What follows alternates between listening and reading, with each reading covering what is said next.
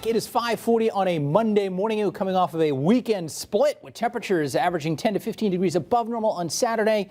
And then how about 10 to 15 degrees below normal yesterday with highs only in the 20s. And we're kind of picking up where we left off yesterday. A cold start to the week, no doubt, but our temperature roller coaster ride continues. We're bottoming out now. We're going to start to climb a little bit today. We climb a lot tomorrow, and then temperatures go well up into the 50s late Wednesday and on into Thursday as well. Now it's going to come with a bit of a price. We are talking about some heavy rainfall and some strong gusty winds during the middle part of the week, especially late Wednesday night, maybe early on Thursday. That's when we could get a soaking rain at that point, and it would be all rain for everybody with that mild air streaming in, the cold air retreating. How about the days, right, getting longer and longer? Sun up this morning at 6:21 now, sunset this evening at 5:43, and 1 week from today, that sun will be setting close to 7 o'clock as we spring ahead this upcoming weekend. Case in point, with that sun coming up earlier and earlier, here we are with a little bit of bright sky, right? Sun up again in about, what, half hour or so, a little more than that, 6:21. We have a temperature now of 11, and we're still going to come down a couple of degrees. Most spots are in the single digits, so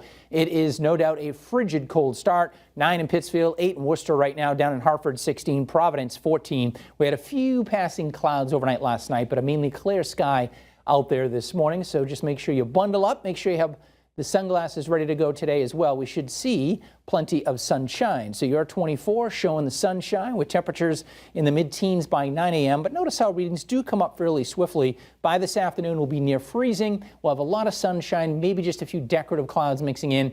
And it's not going to be as windy as it was yesterday. A little brisk, but the wind will be on the lighter side today compared to yesterday for sure. And with a clear sky, mainly clear sky tonight, and not much wind, temperatures will cool off quickly down in the teens by about 11 o'clock or so, and we'll kind of hang out there overnight tonight. So we start in the teens tomorrow, but we end up in the 40s by tomorrow afternoon, middle and upper 40s, so a more comfortable afternoon. Meanwhile, strong low pressure is going to be taking shape across the nation's midsection on Tuesday. It tracks to our west. That's going to bring in that mild air out ahead of it, and it's also going to bring some strong gusty winds and heavy rain late Wednesday into Wednesday night. Wouldn't be surprised if there was even a thunderstorm in there as well. Thursday, we hang on to the mild air. We're windy on the backside of it, and that colder air is going to work in here for Friday. The bulk of Thursday, I should say, is dry, but there'll be a few rain showers. That cold air works in the afternoon, maybe ending as a few wet snow showers. So today, sunny, cold, high of 32, but again, less wind. We start cold tomorrow morning, but we end up in the middle and upper 40s in the afternoon. So we'll take that. Few clouds do mix in. It gets a little breezy. Not as cold Tuesday night into Wednesday. And then Wednesday, we're in the 50s late in the day. We'll start dry Wednesday morning, maybe just a shower or two in the morning with temperature starting in the 30s. But by late in the day, that moderate to heavy rainfall moves in. It'll probably pour Wednesday evening, especially during the evening commute into Wednesday night. And again, there could even be a rumble of thunder in there as well with that area of low pressure during that time frame, soaking rain, strong gusty winds, and as that front comes across, we may even get that clap of thunder. But really, the takeaway here is that it is all rain all the way up into eastern Canada and northern New England as well. As that warm air streams on in, we'll pick up a solid inch of rainfall, if not a little bit more from this system.